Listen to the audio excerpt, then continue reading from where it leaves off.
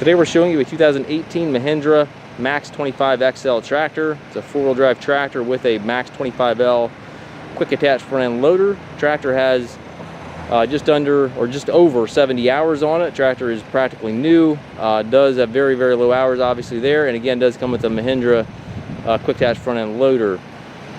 Paint's in nice shape on the tractor. Does have the skid steer style quick attach for your bucket connection. Bucket's in nice shape as you would expect. Paint's in nice shape on the tractor. Does have power steering, has a nice seat on it there for the operator. Joystick's located in a very convenient position there for the operator that controls the loader. You'll see the ridges on the tires here.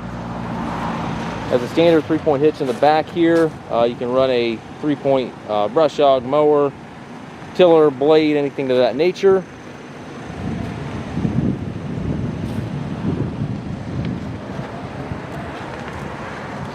Tractor also is equipped with the mid PTO.